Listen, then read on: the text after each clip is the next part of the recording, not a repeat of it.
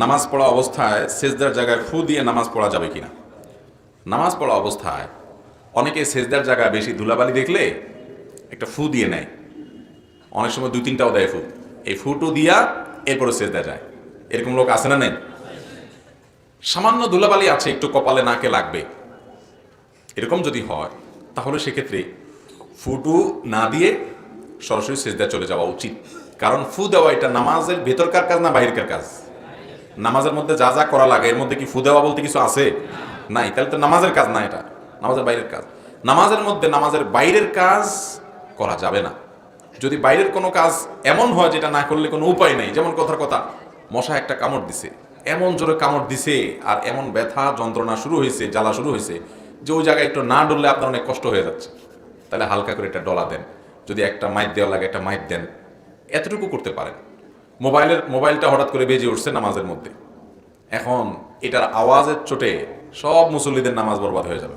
আপনি আস্তে করে হাত দিয়ে পকেটের মধ্যে আপনি ওইটা বন্ধ করে দেন, অথবা টিপ দিয়ে ওইটার গলা চিপা ওইটা চিল্লে বন্ধ করে দেন। এতটুকু আপনি করতে পারবেন, এতটুকু আপনি করতে পারবেন। অনেকে আছে দেখবেন মোবাইল বাজতে পুরা মুসল্লিদের সবার নামাজের 12টা বাজানো শেষ, তারপর উনি মোবাইলের দিকে হাত দেয় না। ওই যে হাত বাঁধলে নামাজ ভাঙি যায় কিনা এই চিন্তা। তো এতটুকু সামান্য কাজ করলে নামাজ ভঙ্গ হবে না। আর এটা করা জরুরি, কারণ না করলে সবার মনোযোগ নষ্ট হচ্ছে, সেজন্য এটুকু করা যাবে। যদিও আগে থেকেই সাবধান থাকা উচিত ছিল, মোবাইল বন্ধ করে নামাজ পড়া দরকার ছিল। যেহেতু ভুলে গেছে কোনো কারণে, তো নামাজের মধ্যে আওয়াজ হলেও আস্তে করে চাপ দিয়ে, অনেকে আপনার প্রত্যেকে যে যেটা মোবাইল ব্যবহার করে যে বিভিন্ন বাটন টিপ দিলে এটা টিপ দিলে বন্ধ হবে, আনুমানিক আন্দাজে কয়েকটা টিপে শুরু করলে বন্ধ তো হয়ে যাবেই। আবার অনেকে আছে বাইর করে এরকম ভালো করে দেখে, হ্যাঁ কলটা কে দিল, ওর চোদ্দ গোষ্ঠী উদ্ধার করার নিয়ত করে মনে মনে। তো এই সমস্ত যদি করেন তাহলে নামাজ নষ্ট হয়ে যাবে। কারণ নামাজের মধ্যে যেটা নামাজের বাইরের কাজ, সেগুলো যদি আপনি অনেক বেশি করেন, যেটাকে আমলে কাসির বলে, তাহলে নামাজ নষ্ট হয়ে যাবে। হালকা করতে পারেন। এখন হালকার বেশির মাপটা কি? মাপটা হলো আপনি যখন নামাজের মধ্যে এমন কিছু কাজ করতেছেন যেটা নামাজের কাজ না, এমন ভাবে করতেছেন যে বাহিরের কোনো লোক দেখে সন্দেহের মধ্যে পড়ে যে আপনি কি নামাজে আছেন না নামাজের বাইরে আছেন। এরকম হয় না?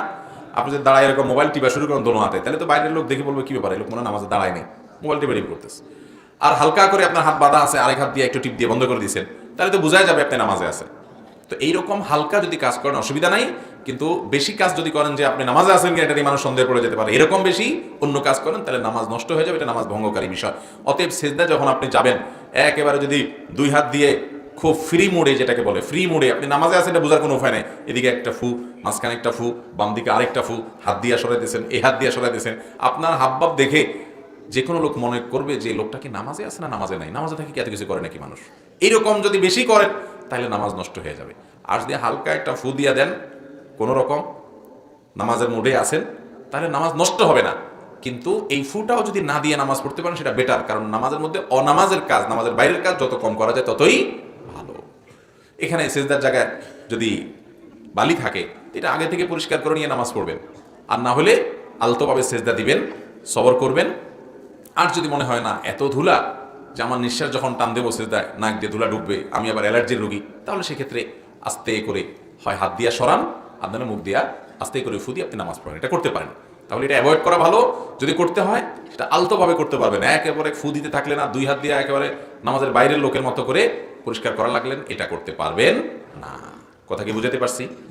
তাহলে আগে ভাগে পরিষ্কার করবেন, ভুলে গেছেন এখন দেখতেছেন না ভয়াবহ বালি, সবর করে ওই অবস্থায় সেজদা দেওয়ার চেষ্টা করবেন। একান্ত দেখেন না এত বালি, এখানে আমি সেজদা দিলে আমার অবস্থা খারাপ হয়ে যাবে, নাক টাক দিয়ে সব ধুলা ডুববে, অসুস্থ হয়ে যাব, তাহলে আস্তে করে পরিষ্কার করে বা ফু দিয়ে হালকা করে আপনি সেজদা শেষ করবেন।